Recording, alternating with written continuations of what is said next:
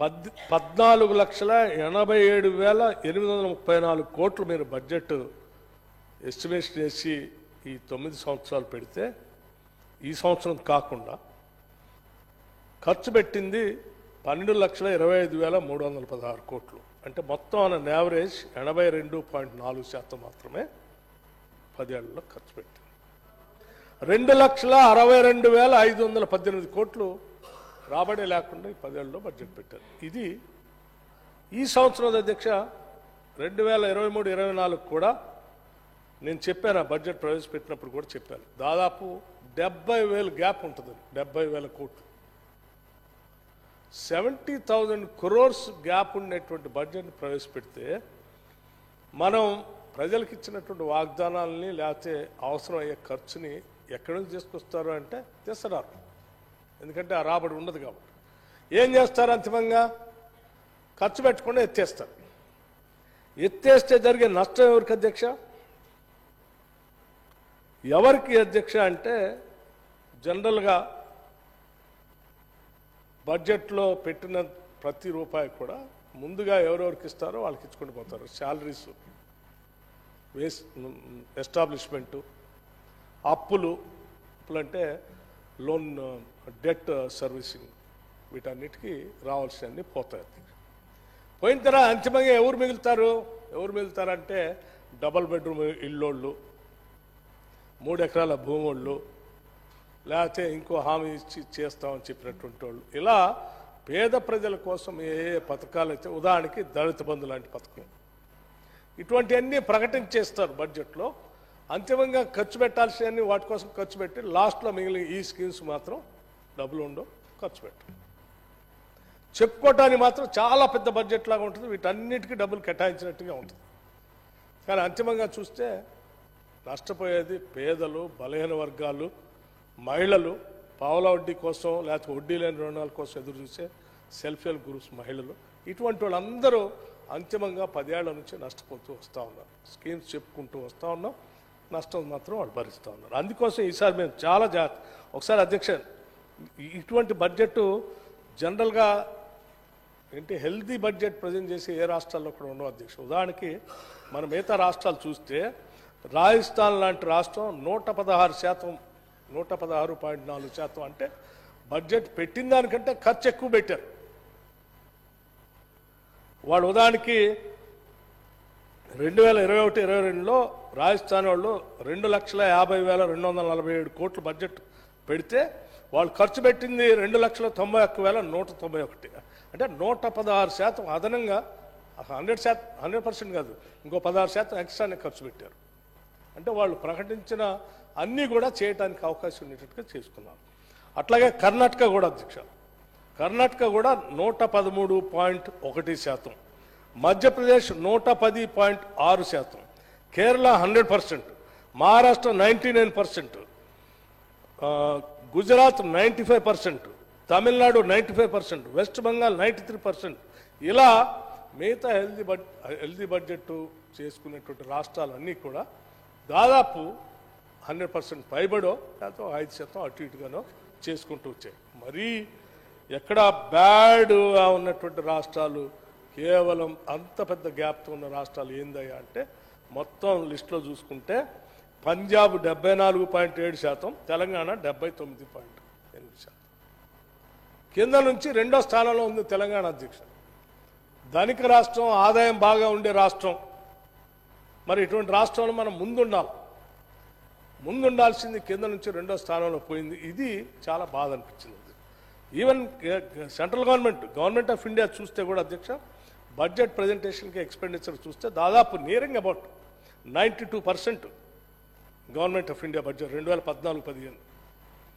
అట్లాగే 2015-16 తీసుకుంటే 100.7%, 2016-17 తీసుకుంటే 99%, 2017-18 తీసుకుంటే 99%, 2018-19 తీసుకుంటే 94%, 2019-20 తీసుకుంటే 96%, 2020-21 తీసుకుంటే 115%, 2021-22 తీసుకుంటే 108%, 2022-23 తీసుకుంటే 106%. అంటే మనం యావరేజ్ తీసుకుంటే 102% అదనంగా కేంద్ర ప్రభుత్వం పెట్టిన బడ్జెట్ ప్రవేశపెట్టిన దాన్ని ఒక 2% ఎక్కువ ఖర్చు పెట్టారు తప్ప ఎక్కడ తక్కువ ఖర్చు పెట్టలేదు.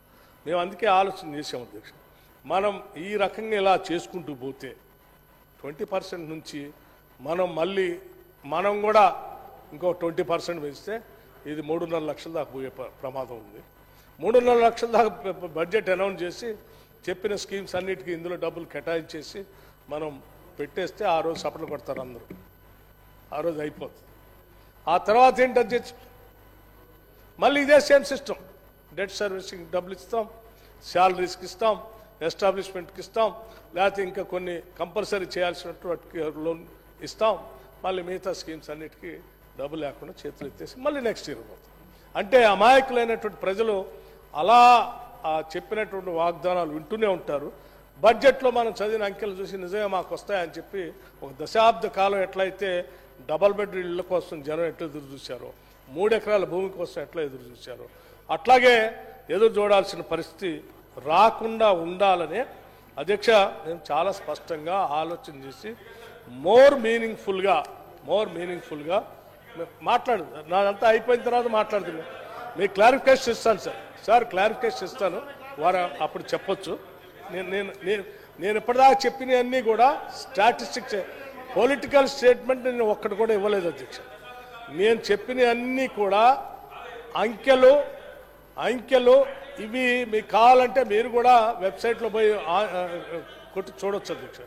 వెబ్సైట్లో మీరు చక్కగా మీకంతా కంప్యూటరు, మీరు హైటెక్, మీరు చక్కగా చూడవచ్చు సార్. నేను అన్ని పూర్తయిన తర్వాత డెఫినెట్గా I'm coming. I'm not criticising anybody.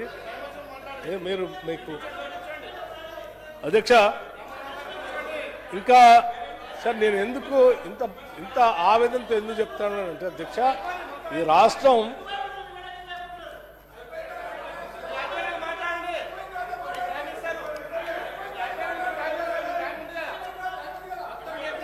అధ్యక్ష నేను ఎందుకు తప్పనిసరిగా ఇస్తాను అధ్యక్ష, మీకు క్లారిఫికేషన్ ఇస్తాం, డెఫినెట్గా మాట్లాడవచ్చు అధ్యక్ష, డెఫినెట్గా ఇస్తాం అధ్యక్ష. నేను ఎందుకు ఇంత చెప్తా ఉన్నానంటే సార్, ఎందుకు చెప్తా ఉన్నానంటే మనది ధనిక రాష్ట్రం, చాలా కొట్లాడి దశాబ్దాల పోరాట ఫలితంగా తెచ్చుకున్న రాష్ట్రం, ధనిక రాష్ట్రం. దేశం అంతా మనకెళ్ళి చూస్తూ ఉంది. ఈ రాష్ట్రం తెచ్చుకున్నారు, వీళ్ళకి ఇంత ఆదాయం వస్తూ ఉంది, ఎంత బాగా అభివృద్ధి చేసుకుంటారో, వీళ్ళు చెప్పినటువంటి హామీలు అన్నిటి ద్వారా ప్రజలందరికీ సింగిల్ బెడ్రూమ్ నుంచి డబుల్ బెడ్రూమ్ అవుతాయి. భూములే నిరుపేద ప్రజలందరికీ 3 ఎకరాల భూమి వస్తుంది, లక్షల ఎకరాల్లో నీళ్లు పారుతూ ఉంటాయి, అందరూ బాగుపడుతూ ఉంటారని రాష్ట్రం అంతా ఎదురు చూస్తారు, దేశం అంతా చూస్తూ ఉంది. అటువంటి చూసే పరిస్థితిలో మనం ఈ రకమైనటువంటి వాస్తవాలకు భిన్నంగా ఇటువంటివన్నీ పెట్టేసి చివరికి 20%, 25% గ్యాప్ ఇచ్చేసి అవన్నీ చేయకపోవటం వలన ఏమవుతుందంటే చాలా ప్రమాదం జరుగుతుంది. ఉదాహరణ మనందరికీ తెలిసిందే, ఆనాటి తెలుగు రాష్ట్రాలు 2 కలిసి ఉన్నప్పుడు సత్యం కంప్యూటర్స్ అనే ఒకటి ఉండేది అధ్యక్ష. ఆ సత్యం కంప్యూటర్స్ ఏం చేసిందంటే ఇక్కడ నుంచి సాఫ్ట్వేర్ ఇండస్ట్రీని అద్భుతంగా ఎదుగుతుందని చూపించి ప్రపంచం అంతా బాగా చూస్తున్న తరుణంలో టక్కున ఒకేసారి ఉన్న వాస్తవం బయటపెట్టింది. ఉన్న వాస్తవం ఒకసారి బయటపెట్టే వరకు అప్పటి వరకు తెలుగు రాష్ట్రాల తనమానికంగా ఉన్నటువంటి సత్యం కంప్యూటర్స్ ఏమైంది అధ్యక్ష, పెంచి పోషించుకొని తయారు చేసుకున్న కంపెనీ మొత్తం పూర్తిగా పెద్ద డోల్ డ్రమ్స్లో పడి చివరికి ఆయన చేతుల్లో లేకుండా ఎక్కడికో వెళ్ళిపోయింది. అంత ప్రమాదకరమైన పరిస్థితుల్లో నెట్టివేయబ ఉన్న వాస్తవాలకు దూరంగా మనం భ్రమలు కల్పిస్తూ ముందు తీసుకొని పోయి లేనిదంతా ఉన్నట్టు చూపించుకుంటూ పోతే చాలా ప్రమాదకరమైన పరిస్థితుల్లో పోతాం. అలా పోకుండా ఉండాలనేటువంటి ఆలోచనతోనే మేము ఉన్న వాస్తవాన్ని జాగ్రత్తగా బయటికి తీసుకొని వచ్చి ఇగో మన ఆదాయం ఇంత ఖర్చులు ఇంత మంచి పోలేమనే ఉద్దేశంతో మేము కుదించి వాటన్నిటినీ జాగ్రత్త తీసుకొని వచ్చాం అధ్యక్ష. మీరు దయచేసి తప్పు కాదా ఇది చూపించడం వల్ల ఏం చేసాం అధ్యక్ష, 10 ఏళ్ళ నుంచి బీసీ మైనార్టీ కార్పొరేషన్లో లోన్లు ఇవ్వలేకపోయాం, బీసీ కార్పొరేషన్లో లోన్లు ఇవ్వలేకపోయాం, ఎస్సీ ఫైనాన్స్ కార్పొరేషన్లో లోన్లు ఇవ్వలేకపోయాం, దళిత బంధు డబ్బులు ఇవ్వలేకపోయాం, హౌసింగ్ డబ్బులు ఇవ్వలేకపోయాం, 3 ఎకరాల ల్యాండ్కి భూములు ఇవ్వలేకపోయాం, గొర్రెల పెంపరైన డబ్బులు ఇవ్వలేకపోయాం.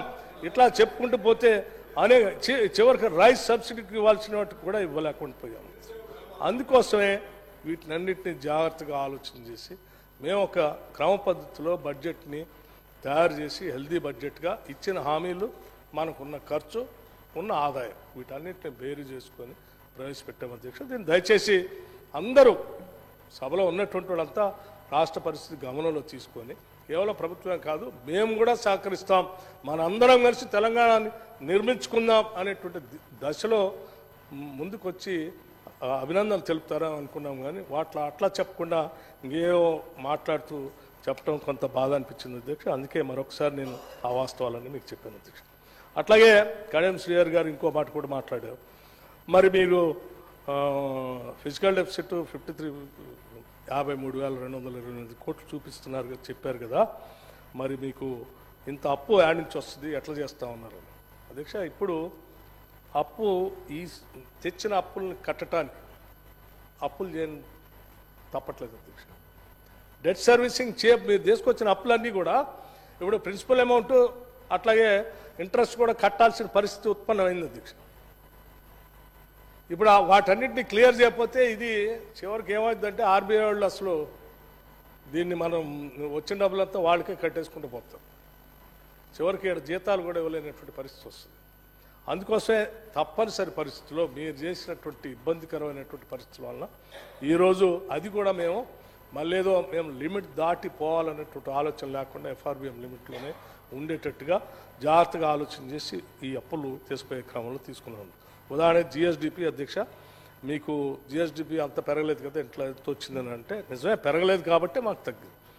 ఈ జిఎస్డిపి 2023-24 సంబంధించి బడ్జెట్ ఎస్టిమేషన్స్, అట్లాగే ఇప్పుడు బడ్జెట్ ఎస్టిమేషన్స్లో 2023-24 సంబంధించి 14,16,133 కోట్లు, 2024-25 సంబంధించి 16,30,922 కోట్లు.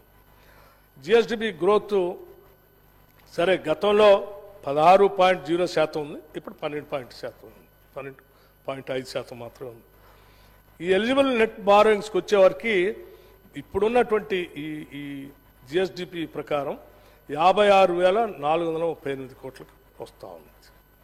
అట్లాగే మేము రీపేమెంట్స్ కూడా 17,100 కోట్లు కడతా ఉన్నాం అధ్యక్ష. ఆ 17,000 మనం రీపేమెంట్ చేస్తున్నాం కాబట్టి అది కూడా యాడ్ అవుతా ఉంది. అట్లాగే జీపీఎఫ్ ఇన్సూరెన్స్ ఫండ్ సంబంధించి దాన్ని లెస్ చేసి 4,000 లెస్ చేశాం. అట్లాగే లెస్ ఇది కూడా చేస్తున్నాం, ఆఫ్ బడ్జెట్ బారోయింగ్ 2021-22 సంబంధించి 8,814 కోట్లు, దీన్ని కూడా లెస్ చేస్తే గ్రాస్ బారోయింగ్స్ వచ్చేవరకల్లా 60,625 కోట్లకి వస్తూ ఉంది అధ్యక్ష.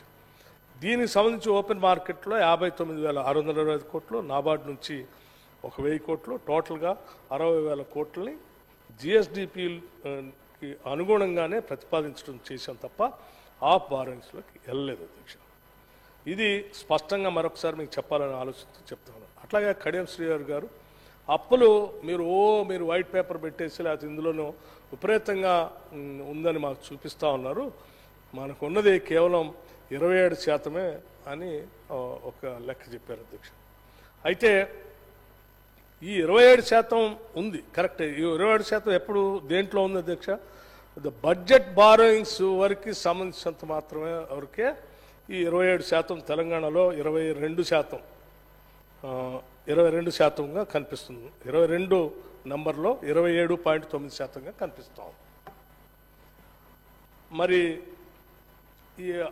ఈ బడ్జెట్ అయితే రుణాలను కూడా తీసుకుంటే అదే అందరూ తీసుకుంటాను, అది కూడా చెప్తాను, అన్ని స్టేట్లు కూడా తీసుకుంటాం అధ్యక్ష. ఎఫ్ఆర్బిఎం లోన్స్ 1/12/2023కి సంబంధించి 3,89,623 కోట్లు అధ్యక్ష. అవుట్ స్టాండింగ్ గ్యారంటీస్ అండ్ 1/12/2023కి సంబంధించి 2,82,084 కోట్లు అధ్యక్ష. పెండింగ్ బిల్స్ యాజ్ ఆన్ 19/12/2023కి సంబంధించి 40,154 కోట్లు అధ్యక్ష. అంటే టోటల్గా 7,11,911 కోట్లు రాష్ట్రం మీద అప్పుగా భారంగా ఉంది అధ్యక్ష. ఇది ఓవరాల్గా ఈరోజు ఉన్నటువంటి పరిస్థితి. మరి దీన్ని అది కూడా యాడ్ చేసి చెప్తాను అధ్యక్ష. ఈ సంవత్సరం కూడా చెప్తాను మీకు. నెల రోజులే కదా మేము వచ్చింది. అది ఎందుకు చేసామో కూడా చెప్పా. ఇప్పుడు అది చేయకపోతే జీతాలు ఇవ్వలేనటువంటి పరిస్థితి తీసుకొచ్చారు మీరు అధ్యక్ష. జిఎస్టిపి 2023-24 14,49,708 కోట్లు అధ్యక్ష. డెట్ టు జిఎస్డిపి రేషియో వచ్చి 27% ఉన్నారు కదా అధ్యక్ష. ఈ రేషియో చూస్తే 49.1% ఉంది అధ్యక్ష. Debt to GSDP ratio pending బిల్లులు మరియు ఇతర బడ్జెట్ అన్నీ కలుపుకొని 49% చేరింది. 49%కి చేరింది. దీన్ని మీరు గమనంలో తీసుకోవాల్సినటువంటి పరిస్థితి అధ్యక్ష. అట్లాగే RBI functioning under the RBI government of India I'm not yielding sir, let me complete it. Government of India కంట్రోల్లోనే ఆర్బీఐ గవర్నమెంట్ ఆఫ్ ఇండియా పర్యవేక్షణ చేస్తూనే ఉంటుంది అధ్యక్ష. గవర్నమెంట్ ఆఫ్ ఇండియానే చాలా స్పెసిఫిక్గా బడ్జెట్ రుణాలని బడ్జెటేతర రుణాలని రెండింటినీ కలిపి మేము ఎఫ్ఆర్బిఎం లిమిట్స్లోనే చూస్తామని చాలా స్పష్టంగా ఆర్థిక శాఖ మంత్రి గారు గత సంవత్సరం చెప్పడం జరిగింది అధ్యక్ష. ఇది మనందరికీ తెలిసింది. దానికే మీరు ఎఫ్ఆర్బిఎం లిమిట్లో జిఎస్డిపిలో తీసుకోవాల్సినటువంటి ప్రకటించిన దాన్ని కూడా కుదించుకొని మీరు ఆ లెక్కలు ఈ లెక్కలు కలుపుకొని మీరు ఒక 20,000 కోట్లు 10,000 కోట్లు కుదించుకున్నారు కూడా గత సంవత్సరం. సో అది మీకు కూడా తెలుసు. అట్లాగే అధ్యక్ష కడియం శ్రీహరి గారు ఇంకో మాట కూడా అడిగారు అధ్యక్ష. రాష్ట్రంలో కరెంటు ఇబ్బందుల్లో ఉంది. మేము ఉన్నటువంటి సమయంలో పర్ క్యాపిటా మొదటి స్థానంలో ఉంది. ఇప్పుడు ఆ స్థానం లేకుండా పోయింది. మీరు ఇట్లా చేస్తే ఎట్లా అండి అని అంటున్నాను అధ్యక్ష. All India electricity statistics general review